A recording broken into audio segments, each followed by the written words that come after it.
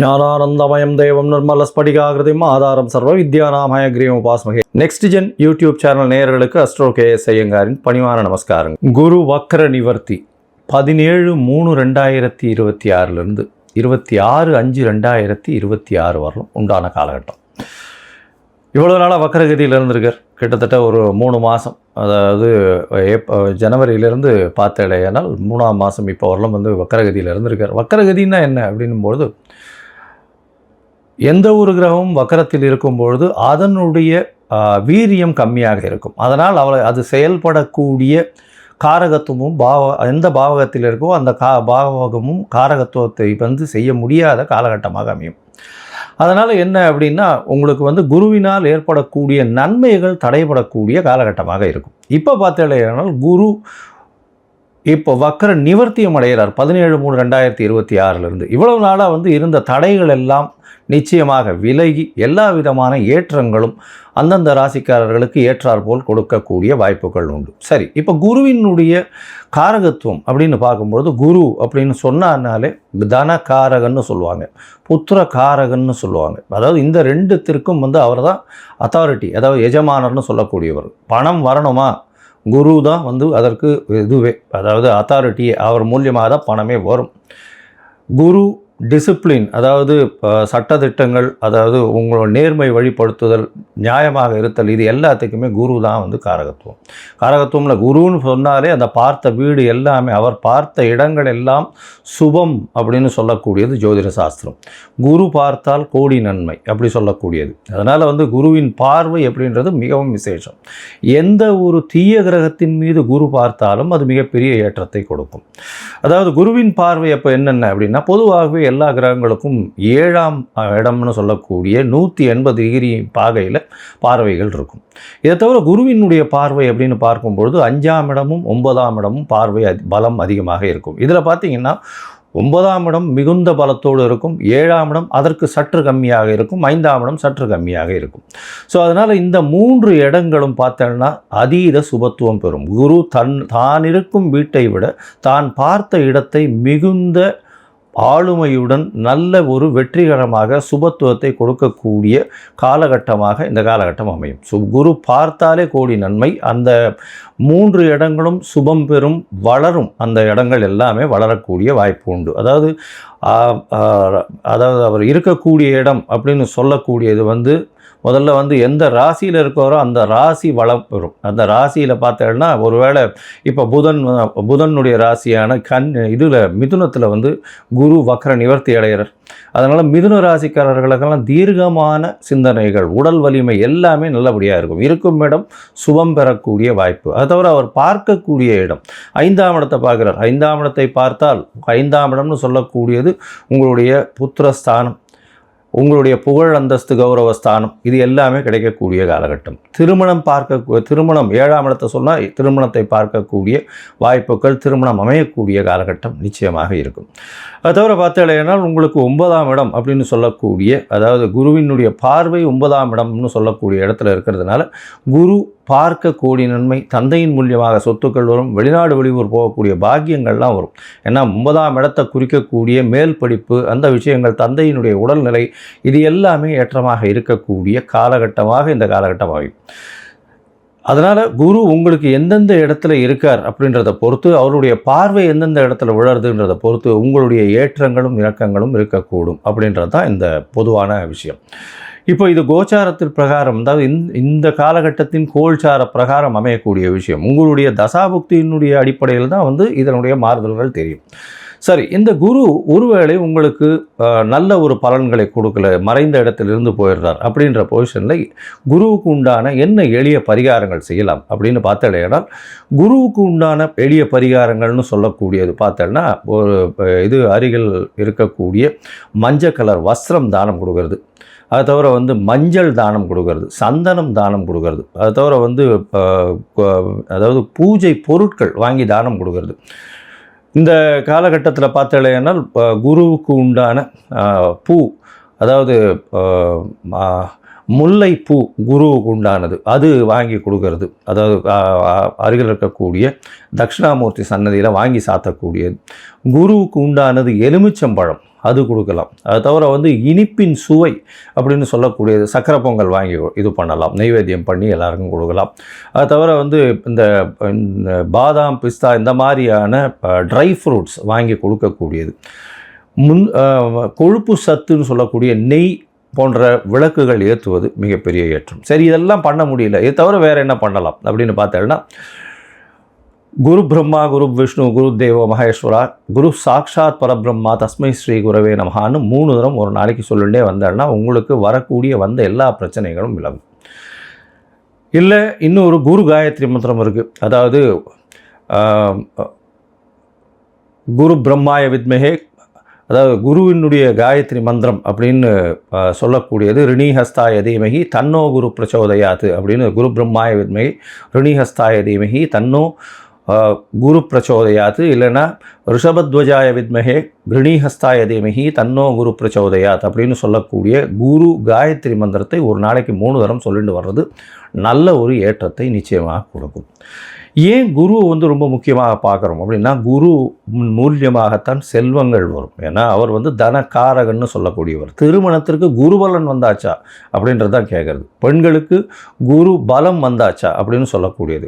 குரு பகவான் 2ஆம் இடம், அது தவிர 7ஆம் இடத்தை பார்க்கறது, 7ஆம் இடத்துல இருக்கிறது, அதாவது 2, 4, 7 இதெல்லாம் பார்த்து இருந்தாரே ஆனால், 5ஆம் இடம் 9ஆம் இடம் 11ஆம் இடம் இதெல்லாம் இருக்குமாறே ஆனால் நிச்சயமாக அவர்களுக்கு தசாபுக்தியும் சேர்ந்து அந்த காலகட்டத்தில் வந்து வருமேயானால், சுபர்களுடைய தசாபுக்தி வருமேயானால், அது தவிர 7ஆம் ஆதிபத்திய தசாபுக்தியோ இல்லை 2ஆம் ஆதிபத்திய தசாபுக்தியோ வருமேயானால் நிச்சயமாக அந்த பெண் குழந்தைகளுக்கு திருமணமாகக்கூடிய வாய்ப்புகளும் நல்ல குடும்பம் அமையக்கூடிய காலகட்டமாகவும் இந்த காலகட்டத்தில் அமையும். சரி, இப்போது ஒரு ராசியாக மேஷம் முதல் மீனம் வரை என்னென்ன பலன்கள் இருக்குது இந்த குருவை வைத்து, குருவினுடைய பார்வை வைத்து எப்படி இருக்கும் அப்படின்றத பார்க்கலாம். இந்த குரு பகவானுக்கு உண்டான எளிய பரிகாரம் சொன்னோம். இப்போ வந்து எந்தெந்த கோவிலுக்கு போயிட்டு வரலாம்ன்றதையும் சொல்கிறேன். அது தவிர வந்து உங்களுக்கு அஸ்ட்ராலாஜிக்கல் கன்சல்ட் தேவைப்படுமே ஆனால் நீங்கள் என்னுடைய மொபைல் நம்பர் கீழே ஸ்க்ராலிங்கில் போகிறது, உங்களுடைய நீங்கள் எனக்கு ஃபோன் பண்ணுங்க, உங்களுடைய பெயர், உங்களுடைய date time place of birth, உங்களுடைய தாய் தந்தையார் பெயர் இது வரலும் நீங்கள் அனுப்பிச்சிங்களே ஆனால் உங்களுடைய இது சார்ட்டு போட்டுட்டு, அதாவது ஆஸ்ட்ராலஜிக்கல் சார்ட்டை போட்டுட்டு, ஹாரோஸ்கோப்பை போட்டுட்டு, ஜாதகத்தை போட்டுட்டு அதில் சந்தி இருக்கான்னு பார்த்து அதற்கு பிறகு உங்களோட பேசுகிறேன். அப்போ வந்து உங்களுடைய சந்தேகங்களை கேளுங்க, உங்களோட பேசுகிறேன். இதற்குண்டான கட்டணம் என்னன்றதையும் சொல்கிறேன். அந்த கட்டணத்தையும் செலுத்தி அப்பாயின்மெண்ட் வாங்கிக்கோங்க. சரி, இப்போது மேஷம் முதல் மீனம் வரை 17/3/2026 முதல் 26/5/2026 வரை உண்டான குரு வக்ர நிவர்த்தி பலன்கள் ஒன்றொன் பின் ஒன்றாக. மேஷம் அஸ்வினி பரணி கிருத்திகை இந்த 3 நட்சத்திரம் 9 பாதங்களை கொண்ட ராசி. ராசியின் அதிபதி செவ்வாய். சரி, இந்த குரு வக்ர நிவர்த்தி அதாவது 17/3/2026 26/5/2026 வரலும் உண்டான காலகட்டத்தில் குரு உங்களுடைய ராசிக்கு 3ஆம் இடத்துல இருக்கார். 3ஆம் இடத்தில் இருக்கும் பொழுது முயற்சிகளில் சிறு சிறு தடைகள் வந்தாலும் வெற்றிகள் உண்டாகும். ஏன்னா தடையை மீறி வெற்றிகளை கொடுக்கக்கூடிய காலகட்டமாக அமைய போகிறது. 3ஆம் இடம்னு பார்த்தேனால் உங்களுடைய முயற்சி ஸ்தானம், உங்களுடைய இளைய சகோதர ஸ்தானத்தில் சுபகிரகமான குருவே இருக்கிறது பெரிய விசேஷத்தை கொடுக்கும். உங்களுடைய இளைய சகோதரத்தோடு நல்ல ஒரு ஏற்றம் இருக்கக்கூடிய காலகட்டமாக இது அமைய போகிறது. சரி, இந்த 3ஆம் இடத்தில் இருக்கக்கூடிய குரு பகவான், குரு புனர்பூசம் 1ஆம் பாதத்தில் இருக்கார். புனர்பூசம் 1ஆம் பாதம்னு சொல்லக்கூடியது உங்களுக்கு வந்து அதாவது நவாம்சத்தில் பார்த்தாலேயானால் மேஷத்திலே இருக்கும். அதனால் முதல்ல வந்து 17/3 31/3/2026 வரலும் புனர்பூசம் 1ல் இருக்கார். அதற்கு பிறகு புனர்பூசம் 2 அதில் வந்து பார்த்தேன்னா கிட்டத்தட்ட வந்து 30/4/2026 வரலும் இருக்கார். அதற்கப்புறம் புனர்பூசம் 3ல் வந்து 26ஆம் தேதி 5ஆம் மாதம் வரலும் இருக்கார். இந்த காலகட்டத்தில் முதல்ல இருக்கக்கூடிய புனர்பூசம் 1ல் பார்த்தடையானால் உங்களுடைய உடல்நிலையில் நல்ல ஏற்றம் இருக்கும், தீர்க்கமான சிந்தனைகள் இருக்கும், எடுத்த காரியங்களில் வெற்றி இருக்கக்கூடிய காலகட்டம். எப்போது 17/3 30/3/2026 வரலும் உண்டான காலகட்டத்தில். அதை தவிர பார்த்தடையானால் உங்களுடைய பேச்சில் நல்ல நளினம் இருக்கும். 31/3க்கு அப்புறம் பார்த்தோம்னா பேச்சின் மூலியமாக வெற்றிகள் கிடைக்கக்கூடிய காலகட்டமாக அமையும். அது தவிர பார்க்கும்பொழுது உங்களுடைய குடும்பத்தில் நல்ல சுபமான நிகழ்ச்சிகள் நடக்கக்கூடிய வாய்ப்பு, குடும்பத்தில் நல்ல ஒரு ஏற்றம் இருக்கக்கூடிய காலகட்டம், பண வரவு நல்லபடியாக இருக்கும். இதை தவிர பார்க்கும்பொழுது உங்களுடைய ராசிக்கு பார்த்தாலேயானால் புனர்பூசம் 3ஆம் பாதத்தில் குரு, அதாவது ஏப்ரல் கடைசியில் ஏப்ரல் 30, 2026 26/5/2026 வரலும் உண்டான காலகட்டத்தில் பார்த்தாலேயானால் இளைய சகோதரர்களோட நல்ல ஒரு உடன்பாடு இருக்கக்கூடிய வாய்ப்பு, முயற்சிகள் நல்ல வெற்றி பெறக்கூடிய காலகட்டமாக அமையும். முயற்சிகள் மூலியமாக நிச்சயமான வெற்றியை இலக்கை தொடக்கூடிய வாய்ப்புகள் உண்டு. சரி, இந்த குருவினுடைய வக்ர நிவர்த்தியில் குருவின் பார்வை எந்த மாதிரியான மாற்றத்தை கொடுக்கும் அப்படின்னு பார்த்தாலேனால், குரு உங்களுடைய ராசிக்கு 3ஆம் இடத்துல இருக்கார், உங்களுடைய ராசிக்கு சமசப்தமத்தை பார்க்குறார். சமசப்தமத்தை பார்க்கும்பொழுது உங்களுக்கு பார்த்தாலேனால் திருமண யோகம் வரக்கூடிய வாய்ப்பு உண்டு. மேஷராசிக்காரர்களுக்கு இவ்வளவு நாளாக திருமண பாக்கியங்கள், திருமணங்கள் தடைப்பட்டு கொண்டு இருக்குமே, ஆனால் அது திருமணத்தை இந்த காலகட்டத்தில் ஏற்படுத்தி கொடுக்கக்கூடிய வாய்ப்புகள் நிச்சயமாக உண்டு. திருமண பாக்கியம் அமையும். சரி, அதற்கு பிறகு பார்த்தாலேனால் உங்களுடைய ராசிக்கு 9ஆம் இடத்தை பார்க்குறார். வெளிநாடு போய் படிக்கக்கூடிய யோகத்தை கொடுப்பார். தந்தையின் சொத்துக்களை கொடுக்கக்கூடிய வாய்ப்பு, தந்தையின் மூலியமாக நல்ல ஒரு ஏற்றமாத செய்தி, தந்தையினுடைய வியாபாரங்கள் உங்கள் கைக்கு வரக்கூடிய வாய்ப்பு, தந்தையின் மூலியமாக சொத்துக்கள் வரும், தந்தையின் மூலியமாக பணம் வரக்கூடிய காலகட்டமாக அமையும். உங்களுடைய ராசிக்கு பார்த்தாலேயானால் 11ஆம் இடத்தையும் குரு பார்க்குறார். தொழிலில் அபரிமிதமான ஏற்றம் இருக்கும், எடுத்த காரியங்களில் வெற்றி இருக்கக்கூடிய வாய்ப்புகள் உண்டு. அதனால் மொத்தத்தில் பார்க்கும் பொழுது இந்த குருவினுடைய வக்ர நிவர்த்தி பெரிய ஏற்றத்தை மேஷராசிக்காரர்களுக்கு கொடுக்க போகிறது. திருமணம் ஆகக்கூடிய பாக்கியம் உண்டு. உங்களுடைய ராசிக்கு எதிர்பாலினத்தவர் மூலியமாக நல்ல ஒரு ஏற்றம், கூட்டு தொழிலில் வெற்றி நிச்சயமாக கிடைக்கக்கூடிய வாய்ப்புகள் நிச்சயமாக இருக்கும். எடுத்த காரியங்கள் அனைத்தும் நிறைவேறக்கூடிய வாய்ப்பு, இளைய சகோதரர் மூலியமாக நல்ல ஒரு ஏற்றம் கிடைக்கக்கூடிய காலகட்டமாக அமையும். உங்களுடைய ராசிக்கு வெளிநாடு போய் படிக்கக்கூடிய பாக்கியம் கிடைக்க போகிறது. புதிய முயற்சிகள் எல்லாமே வெற்றி பெறக்கூடிய வாய்ப்புகள் நிச்சயமாக இருக்கும். தொழிலில் அதீதமான லாபங்கள் கிடைக்கும். தந்தையின் மூலியமாக சொத்துக்கள் வரக்கூடிய வாய்ப்புகள் இந்த காலகட்டத்தில் அமைய போகிறது. அது தவிர பார்த்தீங்கன்னா இந்த காலகட்டத்தில் நீங்கள் அருகில் இருக்கக்கூடிய ஆஞ்சநேயர் கோவிலில் சுண்டல் வியாழக்கிழமை சுண்டல் விநியோகத்துக்கு கொடுங்க.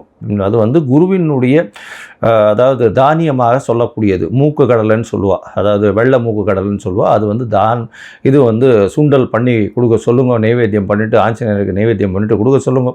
நிச்சயமாக உங்களுக்கு வரக்கூடிய வரவிருந்த எந்த ஒரு தடைகளாக இருந்தாலும் விலகிச் செல்லும். உங்களுடைய ராசிக்கு 11ஆம் இடத்தையும் குரு பார்க்கறதுனால லாபங்கள் மிகப்பெரிய ஏற்றத்தை கொடுக்கும். எப்படின்னா 11ஆம் இடம்னு சொல்கிறது லாபஸ்தானம். குரு என்பவர் தனக்காரகனே லாபஸ்தானத்தை பார்க்கறதுனால கேட்கவே வேண்டாம். எந்த ஒரு தொழிலாக இருந்தாலும் எடுத்த தொழிலில் அத்தனையிலும் வெற்றி, எடுத்த காரியங்களில் நிச்சயமாக வெற்றி அடையும். அதுவும் இந்த நிலத்தரகர்களுக்கெல்லாம் பெரிய ஏற்றம் கிடைக்கக்கூடிய காலகட்டம். மருத்துவ வணிகர்கள், மருந்து சம்பந்தப்பட்ட வியாபாரம், மணல் ஜல்லி அந்த மாதிரியான வியாபாரங்கள்லாம் பெரிய ஏற்றத்தை கிடைக்கக்கூடிய வாய்ப்புகள் இந்த காலத்தில் உண்டு. இந்த காலகட்டத்தில் நீங்கள் அருகில் இருக்கக்கூடிய குரு பகவானுக்கு உண்டான திருத்தலம் அப்படின்னு சொல்லக்கூடிய இடம் அப்படின்றது தக்கோலம்னு ஒன்று இருக்குது பக்கத்தில். அந்த தக்கோலம் போயிட்டு வாங்க. குரு பகவானுக்கு உண்டான கோவில் இருக்குது. அந்த இடத்துல உங்களுக்கு வரக்கூடிய எல்லா பிரச்சனைகளும் போயிட்டு வர்றதன் மூலியமாக நிச்சயமாக தவிடுபடியாக போகும். வாரம் அதாவது இந்த வியாழக்கிழமை அன்னைக்கு குரு பகவானை போய், அதாவது இந்த நவகிரகத்தில் இருக்கிற குரு பகவானை சேவிச்சுட்டு வர்றதும், தட்சிணாமூர்த்தியை வணங்கி வருவதும் நிச்சயமாக ஒரு பெரிய ஏற்றத்தையும் மாற்றத்தையும் உங்கள் வாழ்வில் நிச்சயமாக வரக்கூடும்.